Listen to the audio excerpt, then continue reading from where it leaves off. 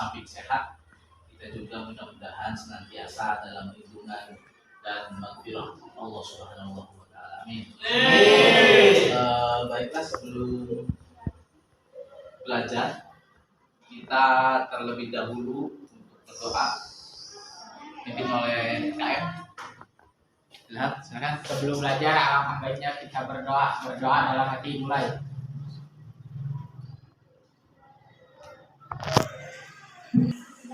Sebelum Bapak atau kita menjelaskan tentang materi iman kepada kitab Allah ya, terlebih dahulu Bapak ngecek ya kehadiran kalian. Hadir semua ya? Tidak ada yang sakit kan? Nggak ada? Mestinya jumlahnya ada 30 karena dibagi menjadi 2 sesi, jadi sebagian yang masuk ya. Oke. Baiklah, sebelum kita mulai dalam atau masuk ke materi, Bapak sedikit menjelaskan tentang pelajaran yang lalu sebelum pelajaran iman kepada kitab. Kita ingat pelajaran yang lalu atau bab sebelum iman kepada kitab ini menjelaskan tentang bahaya minuman keras ya.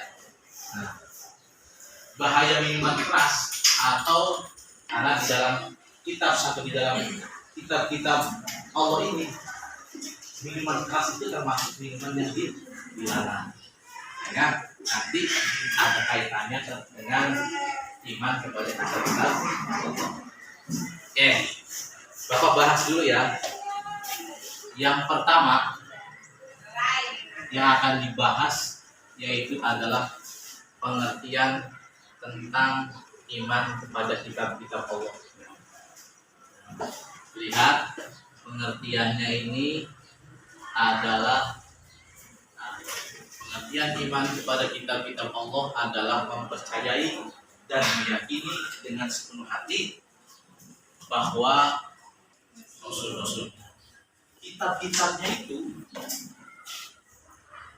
lihat di peta konsep, kitab-kitabnya itu yang diturunkan yang pertama ada yang namanya kitab Zabur. Kitab Zabur ini diturunkan kepada Nabiullah Daud alaihissalam. Kemudian yang ketiga kitab Injil diturunkan kepada Nabi Isa alaihissalam, dan yang terakhir kitab Al-Quran itu diturunkan kepada Nabi Muhammad Shallallahu Alaihi Wasallam. Baik, satu persatu ya. Yang pertama kitab Taurat. Tadi dijelaskan bahwa kitab Taurat itu diturunkan kepada Nabi siapa? Nabi Musa. Diturunkan kepada Nabi Musa. Ya, itu umatnya namanya Bani Israil. Isi kandungannya di dalam kitab Taurat itu yang jelas adalah mentauhidkan atau mengesahkan Allah. Ya, ini kalau di media ini secara global ya, kalau di buku paket secara terperinci ada ya, silakan dibuka di halaman. Lihat di halaman ada yang namanya kitab Zabur. Kitab Zabur ini diturunkan kepada Nabi siapa? Nabi Daud ya. Nabi Daud alaihissalam. Itu kandungannya sama ya. Artinya yang lebih spesifik, yang lebih pokok, yaitu kandungannya adalah tentang mengesahkan atau mentauhidkan Allah. Seluruh kitab semuanya menjelaskan tentang keesahan Allah. Kemudian yang ketiga, ada yang ketiga namanya kitab Injil ya. Kitab Injil.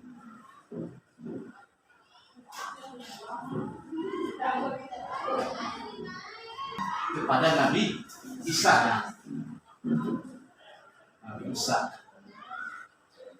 Isi kandungannya ya, dalam kitab Injil itu hampir sama, ya, mengesahkan dan mentauhidkan Allah. Tapi ada yang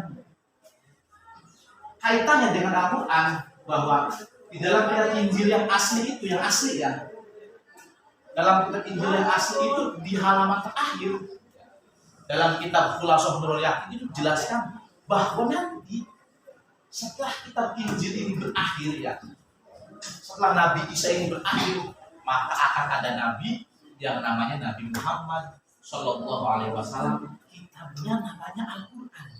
Itu dalam kitab Injil yang asli. Nggak tahu kalau kitab Injil yang sekarang, karena udah direvisi oleh manusia ya. Yang jelas, kalau kitab Injil yang asli, bahkan dalam kitab Taurat dijelaskan seperti itu, bahwa nanti akan datang nabi yang terakhir namanya Muhammad di Al-Quran. Itu dalam kitab Injil yang asli, Taurat yang asli ya. Dan yang keempat ya, kitab-kitab yang diturunkan oleh Allah itu ada yang namanya kitab Al-Quran. Nah, kalau kitab Al-Quran ini jelas ya, berlakunya bukan hanya untuk bangsa, tapi Al-Quran ini berlakunya untuk seluruh alam. Makanya kandungannya di dalamnya itu, ya, Al-Quran itu yang pertama ada akhlak, jelaskan ada akhlak, ada lagi akidah, ada lagi ibadah, ada lagi sejarah nabi-nabi terdahulu, dan yang terakhir ada yang namanya muamalah. Muamalah itu artinya berkaitan dengan tata cara berhubungan pada sesama manusia. Nah, itu penjelasan tentang iman kepada kitab Allah. Oke, selanjutnya kita bikin kelompok ya. Ada 3 kelompok. Berarti kelompok 1 ini kelompok 1, kelompok 2, nah kemudian kelompok 3. Nanti kertas-kertas ini ya, silakan kalian memberikan pertanyaan. Misalnya nih kelompok 1 ya, misalkan kelompok 1 Wahyu ya benar ya, Wahyu menanya ke kelompok 2 ya, nanti dijawab oleh kelompok 2. Kemudian kelompok 2 menanya ke kelompok 3. Kelompok 3-nya nanya lagi ke kelompok 1. Silakan kalian pelajari dulu penjelasannya tadi Bapak jelaskan. Oke, silakan. Oke, siap? Berarti kelompok 1 silakan. Silakan siapa yang mau bertanya ke kelompok 2? 1. Ayo. Ya. Soalnya kelompok 1 menanya ke kelompok 2. Saya mau bertanya kepada kelompok 2, apakah manfaat kita? Silakan kelompok 2 bisa jawab. Kitab itu sebagai Oke, berarti apa manfaat kitab itu? Kitab itu manfaatnya diantaranya sebagai pedoman hidup manusia supaya manusia hidupnya selamat dan bahagia di dunia dan di akhirat.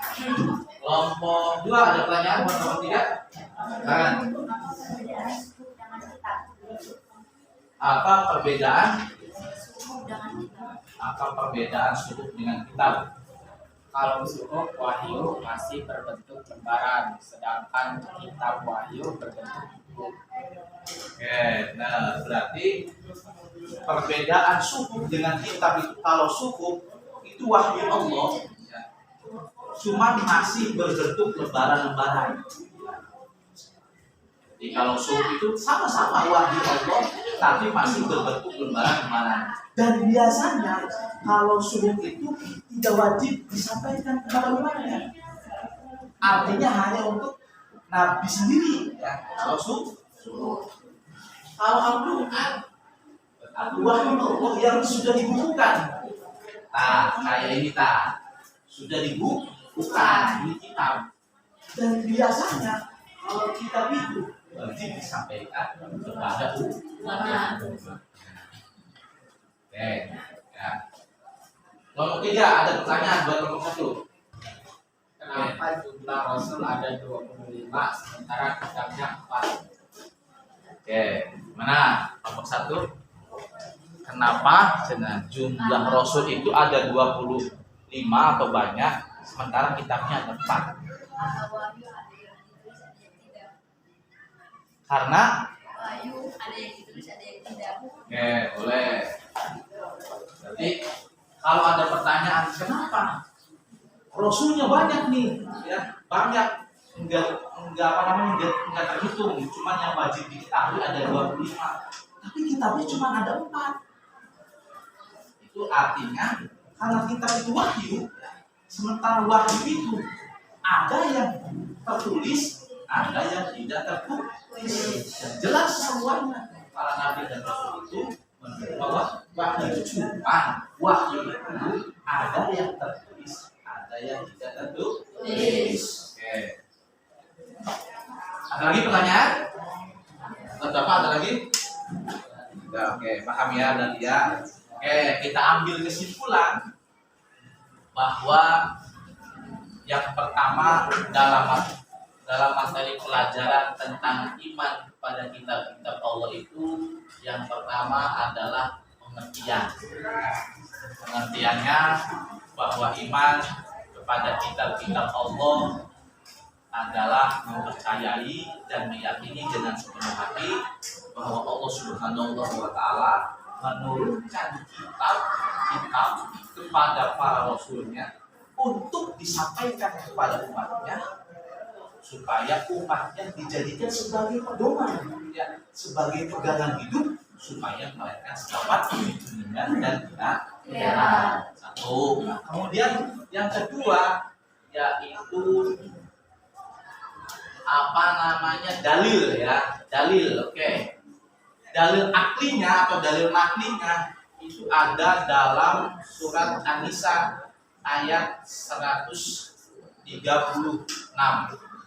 Ada yang bisa baca Al-Quran surat An-Nisa ayat 136? Silakan, siapa namanya? Sita apa Sinta? Sita. Silakan coba. يا أيها الذين آمنوا آمنوا بالله ورسوله والكتاب الذي نزل على رسوله والكتاب الذي أنزل من قبل ومن يكفر بالله وملائكته وكتبه ورسله واليوم الآخر فقد Oke, bagus. Lumayan, nanti tajwidnya sambil berjalan bisa diperbaiki, ya. Itu dalil akli tentang iman kepada kitab-kitab Allah itu ada dalam surat An-Nisa ayat 136, ya. Itu artinya wahai orang-orang yang beriman, tetaplah beriman kepada Allah dan Rasulnya dan kepada kitab-kitab yang Allah turunkan kepada Rasulnya serta kitab-kitab yang Allah turunkan sebelumnya itu bagian daripada dalil nakli. Oke, kemudian yang ketiga kesimpulannya bahwa apa namanya kitab-kitab yang diturunkan oleh Allah itu jumlahnya ada 4. Yang pertama kitab Zabur itu diturunkan kepada Nabi Daud. Kemudian yang kedua kitab Taurat ini diturunkan kepada Nabi Musa. Dan yang ketiga kitab Injil itu diturunkan kepada Nabi Isa. Dan yang terakhir kitab Al-Quran diturunkan kepada Nabi Muhammad. Nah, kalau Al-Quran ini sudah turun, ya, artinya kitab terakhir sudah turun, berarti seluruh kitab atau 3 kitab ini sudah tidak berlaku hukumnya, ya, tata caranya ya, yang ada dalam kitab Taurat, Injil, dan Zabur itu sudah tidak berlaku. Yang berlaku adalah Al-Quran. Oke, baiklah, itu adalah pertemuan kali ini. Sampai di sini yang membahas tentang kepada kitab Allah. Nanti kita bahas lagi pertemuan yang akan datang, yaitu tentang tentang hikmah beriman kepada Allah dan tentang mencintai Al-Quran. Sebelumnya kita akhiri ya dengan mengucapkan alhamdulillahirabbil alamin. Ya. Assalamualaikum warahmatullahi wabarakatuh.